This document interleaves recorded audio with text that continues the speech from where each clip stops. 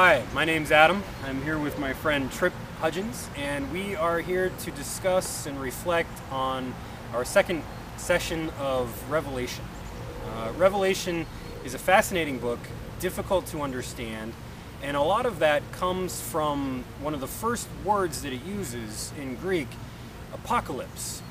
In our cultural imagination, apocalypse has this idea of death, destruction, end of the world type imagery. But what apocalypse is really getting at literally means an unveiling. John is writing in the tradition of the prophets, Ezekiel, Isaiah, Jeremiah, Jonah, all of these guys that have gone on before him. He's writing in that tradition. And basically what the prophetic tradition is trying to say is, if you continue doing this kind of behavior, this is the logical outcome that's going to happen.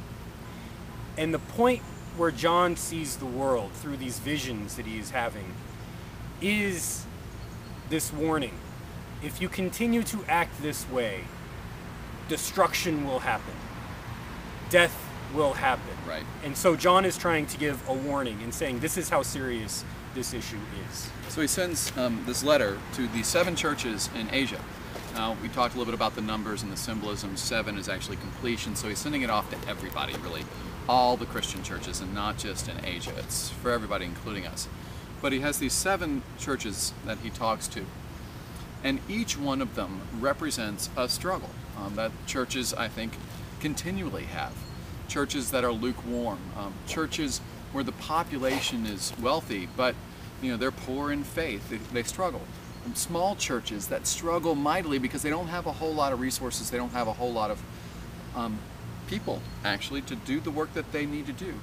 Churches that were once powerful, vital congregations that have waned and struggled to be what they once were. This should all sound really familiar to us now, and people in the group really struggled with this. Where do we find our own churches? Where do we find ourselves? Perhaps the most insightful statement given was one gentleman who said, I've been in all of these churches over my whole life, and sometimes all 7 in the same week. Yeah. A lot of what John is trying to get at is accommodation to culture. Right, right. Which another insightful comment was that every church is dealing with this accommodation to culture. And what's going on in these churches is accommodation to the Roman worldview, the Roman way of life.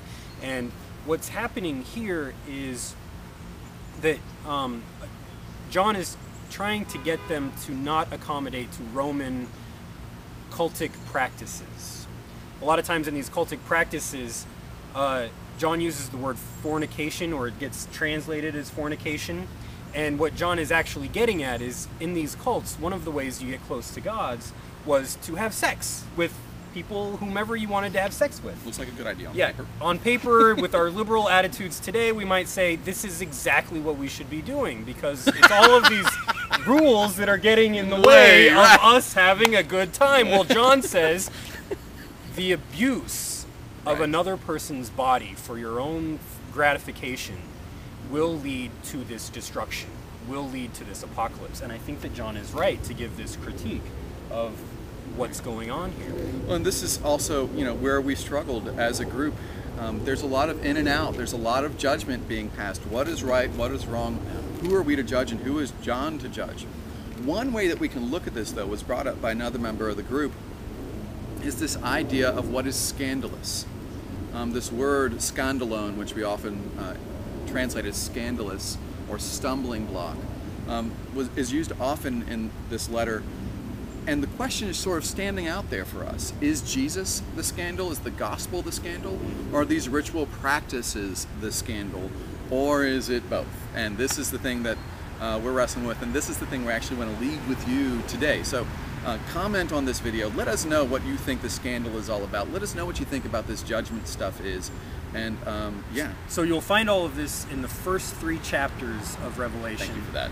Next time we're going to go over chapters 4 through 10, and we're going to get to the heart of John's message about who God is and about what it means to be human. Hope you join us then. Bye. See ya.